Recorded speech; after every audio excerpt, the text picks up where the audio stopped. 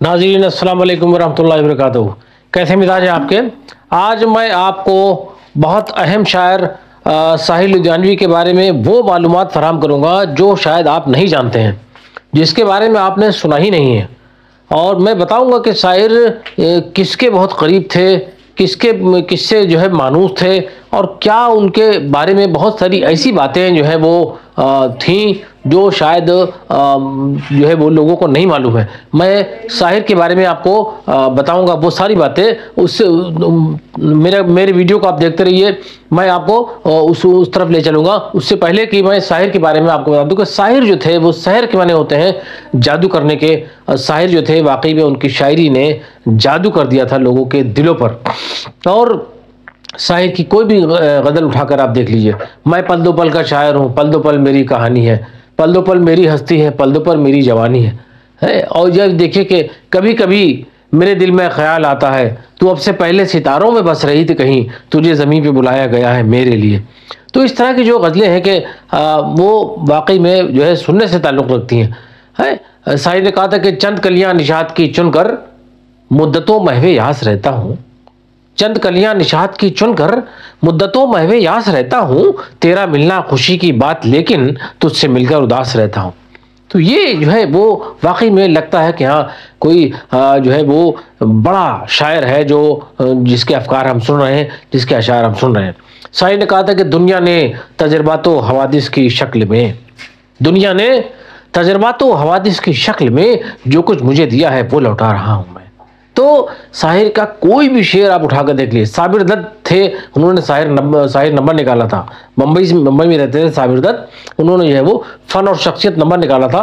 साबिर दत्त ने शाहिर नंबर निकाला था, वो बहुत काम की चीज़ है। तो साहिर लुधियानवी आपके निसाब में है। साहिर लुधियानवी की जो है वो एक नज़्म है, इसमें वो हम आपको पढ़ाएंगे। आइए साहिर लुधियानवी के बारे में ज़रा सा कुछ आपको बता देते हैं कि आपके निसाब में जितना टेक्स्ट आपके बताया गया है वो क्या है आखिर। और हम देखते हैं कि शाहिर के सिलसिले में जो गुफ्तगू की गई है आपके निसाब में वो आखिर है क्या। आप उसे नोट कर लीजिए और देखिए उसी में से जो भी सवालात बनेंगे वो होंगे। शाहिर के बारे में बहुत सारी बातें मशहूर हैं, और मैं सबसे पहले शाहिर लुधियानवी का नाम लिखता हूँ। शाहिर लुधियानवी।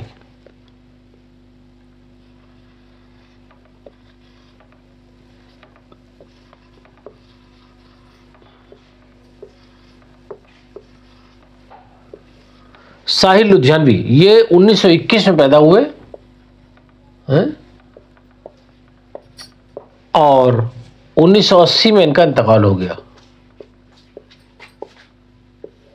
ठीक है ना।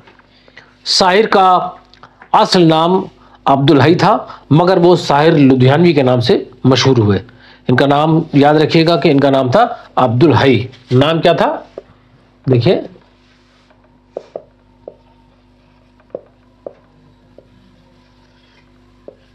नाम इनका अब्दुल हई था और वो उनका जो तखल्लुस था वो शाहिर था।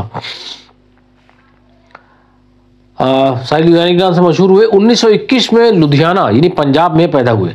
ज़माने तालिब इल्मी ही से शेर कहने लगे थे, यानी जब वो स्टूडेंट थे, तालिब इल्मी कहते हैं जब वो स्टूडेंट थे, तालिब इल्मी के ज़माने से, ठीक है ना।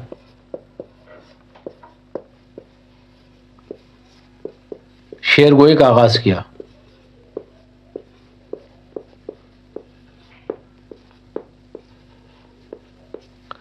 तो जब वो तालिब इल्म थे तब से उन्होंने शेरगोई शुरू कर दी थी। और 1936 में तरक्की पसंद तहरीक शुरू हुई, तो इस तहरीक से वाबस्ता होने वालों में शाहिर भी शामिल हुए। आपको मैं कई बार बता चुका हूँ कि तरक्की पसंद तहरीक जो थी वो, जिसमें जो है मुंशी प्रेमचंद थे, सज्जाद ज़हीर थे, रज़िया सज्जाद ज़हीर थी और बहुत सारे शोरा थे, वो उसमें शाहिर भी शरीक हो गए। उन्हीं इसी काफिले के जो साथी ये भी हो गए शाहिर लुधियानवी। 1947 में तकसीम हिंद के बाद दिल्ली चले आए। जब मुल्क तकसीम हुआ सन 47 में, 1947 में, तो ये कहाँ चले आए? दिल्ली चले आए।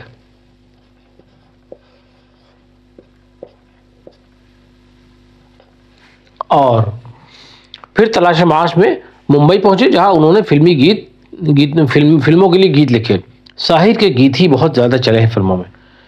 तो फिल्मों के लिए बहुत सारे गीत लिखे। साहिर ने अपनी शायरी से हिंदुस्तानी फिल्मों में गानों के मेयार को बहुत बुलंद किया।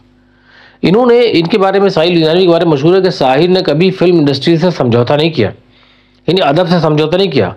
जो उन्होंने कहा वो उसी पर कायम रहे, गिर कर उन्होंने जो है उनसे सौदा नहीं किया, अदब का सौदा नहीं किया उन्होंने। तो जो अदब का जो वक़ार था वो बरकरार रखा, अदब के मेयार को उन्होंने जो है वो ऊपर उठाया, बुलंद किया उन्होंने साहिर ने। ये उनकी खूबी थी, ये उनका कमाल था। वो अपने ज़माने के सबसे मशहूर गीतकार थे। उनके फिल्मी गीतों में भी उनकी शायरी की तमाम खूबियाँ मौजूद हैं। आवाम के दुख दर्द का एहसास और माहौल की कशमकश का असर उन गीतों में नुमाया है। और तलखियाँ उनकी शायरी का पहला मजमुआ है। उनकी शायरी का मजमुआ क्या है? तलखियाँ। ये बहुत मशहूर है।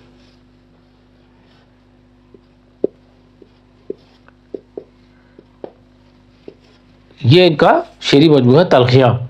तलखी कहते हैं कड़वाहट को, तलखियाँ यानी कड़वाहटें। ये इनका शेरी मजमुआ। आओ कि कोई ख्वाब बुने भी उनकी शायरी का मारूफ मजमुआ है। ये जो आपकी अभी ये नज़्म मैं पढ़ाऊँगा, आओ कि कोई ख्वाब बुने, ये है, देखिए। आओ कि कोई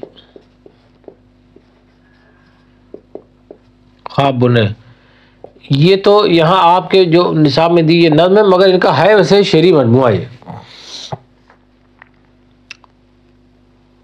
गाता जाए बंजारा में साहिर के फिल्मी गीत यकजा कर दिए गए हैं। साहिर की परछाइयाँ उर्दू की तवील नज़मों में ख़ास हैसियत रखती है? और जो उन परछाइयाँ उनकी नज़्म है, बहुत शानदार नज़्म है, उसको पढ़ के देखिए आप। 1980 में मुंबई में उनका इंतकाल हो गया। तो ये थे साहिर लुधियानवी, मैंने आपको बताया। और साहिर लुधियानवी के बारे में मैं बहुत ज़्यादा इनके तफसील में नहीं जाऊँगा, क्योंकि साहिर लुधियानवी के बारे में आप को और दूसरे ज़राए से भी मालूमात हासिल हो सकती हैं। साहिर लुधियानवी अपने सीने में जो है वो मोहब्बत भरा दिल रखते थे। और जो बात मैंने आपसे बताने के लिए कहा था कि साहिर लुधियानवी को अमृता प्रीतम से मोहब्बत थी। अमृता प्रीतम के वो आशिक थे और अमृता प्रीतम खुद उनको बहुत चाहती थी। और उनके बारे में जो है वो बहुत सारे जो है वो मज़ामीन भी लिखे गए हैं, बहुत सारी बातें हैं, बहुत सारे अफसाने हैं उनके मुतालिक। लेकिन यह है कि वो साहिर ने बहुत सारी शायरी उनके हवाले से भी की है। और साहिर लुधियानवी के इस मुख्तसर सवाने के बाद मैं आज के इस वीडियो को यहाँ से ख़त्म करता हूँ। और मैं अगली नशिस्त में, अगले वीडियो में मैं आपको साहिर की जो नज़्म है वो पढ़ाऊँगा आपको। और मैं चाहता हूँ कि इस तरह से आप वीडियो हमारे देखते रहिए और हमारे जो है वो चैनल को देखिए, लाइक कीजिए और सब्सक्राइब कीजिए और बेल आइकन दबाना ना भूलिए। मैं इन्हीं कलिमात के साथ आपसे रुखसत चाहता हूँ। खुदा हाफिज़।